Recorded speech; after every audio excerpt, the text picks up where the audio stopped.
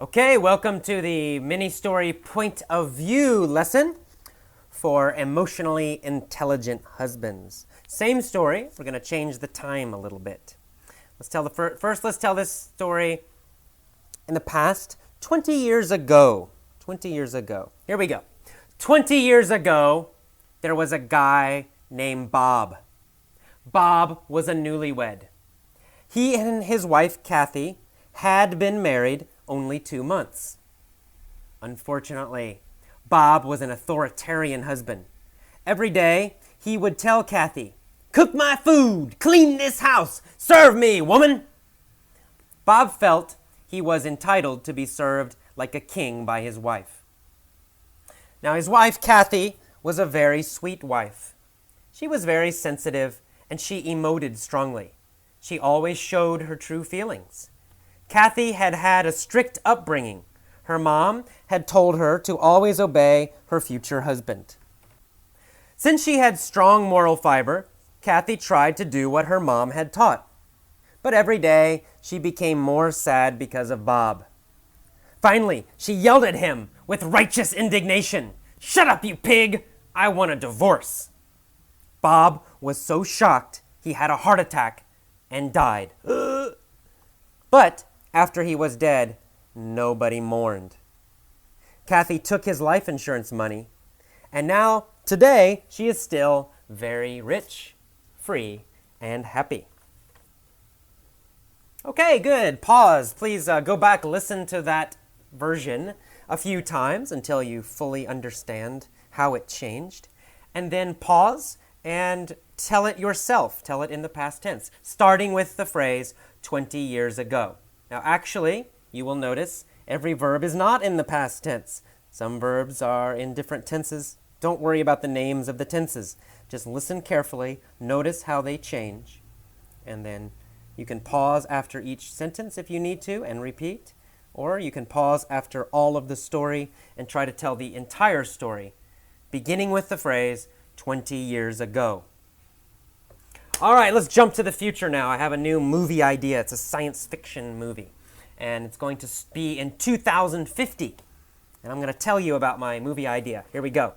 In the year 2050, there will be a guy named Bob. Bob will be a newlywed. He and his wife will have been married only 2 months. Unfortunately, Bob will be an authoritarian husband. Every day he will tell Kathy, "Cook my food, clean this house, serve me, woman." Bob will feel he is entitled to be served like a king by his wife. Now, Kathy will be a very sweet wife. She's going to be very sensitive, and she's going to emote strongly. She'll always show her true feelings. Kathy will have had a strict upbringing. Her mom will have told her to always obey her husband. Since she will have strong moral fiber, Kathy will try to do what her mom taught. But every day, she will become more sad because of Bob. Finally, she's going to yell at him with righteous indignation. "Shut up, you pig! I want a divorce." Bob is going to be so shocked, he will have a heart attack, and then he's going to die. After that, nobody's going to mourn him. Nobody will mourn Bob. Kathy will take his life insurance money, and then she's going to be very happy. She will be very happy because she'll be free and she'll be rich. All right. Very good.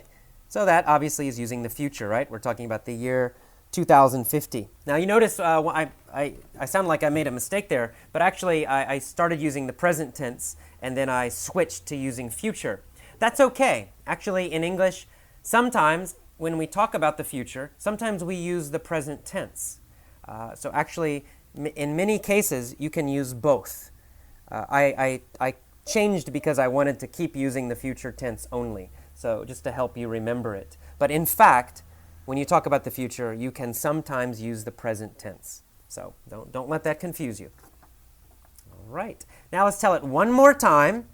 I'm going to begin the story with the phrase, "since 2 months ago."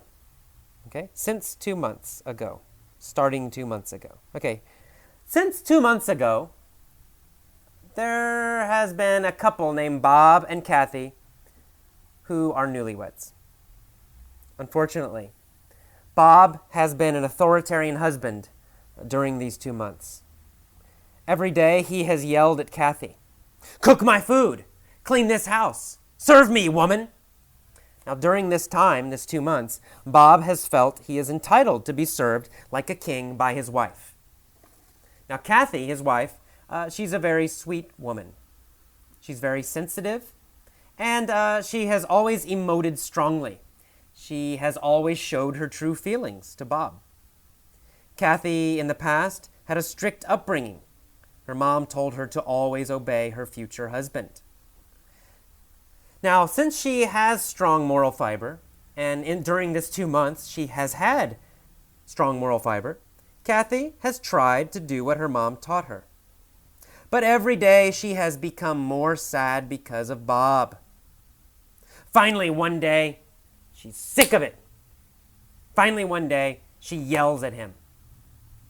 And she yells at him with righteous indignation. She says, "Shut up, you pig! I want a divorce." Well, Bob is so shocked he has a heart attack and dies. But after he's dead, nobody mourns.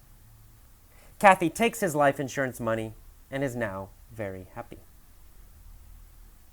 Okay, you'll notice in that one, I use have had, have gone, right? In the beginning. Whenever I'm talking about during the last 2 months, since 2 months ago, it means starting 2 months ago and continuing all up until now. Anytime I'm talking about something that has continued, that started 2 months ago and has continued until now, I'm using have gone, have had, right? But then I change to the present tense. I say, finally one day. Okay, now I change to the present tense. I could change to the past tense. I could have said, finally one day, she yelled at him, "Shut up, you pig." And then Bob was so shocked, or then I could tell that the rest of the story, the end of the story, could be in the past tense if I say that happened in the past. I decided to tell it in the present tense, meaning I started 2 months ago, I come up until now. The end of the story is told in the present tense. The end of the story is happening, happening recently. But the beginning of the story, I'm talking about what has happened during this whole time, during a period that started in the past 2 months ago and has continued until recently. Okay, again, don't think too much about the grammar terms. You don't need to know present perfect, past perfect. That's not important. What I want you to do is listen many times to each version, pause, go back, listen again, then try to maybe repeat or copy individual sentences, then try to repeat and copy telling all of the story, all of the version, using the beginning phrases. 20 years ago is version number 1. Version number 2, in 2050. And version number 3, since 2 months ago. All right, good luck. See you next time. Bye-bye.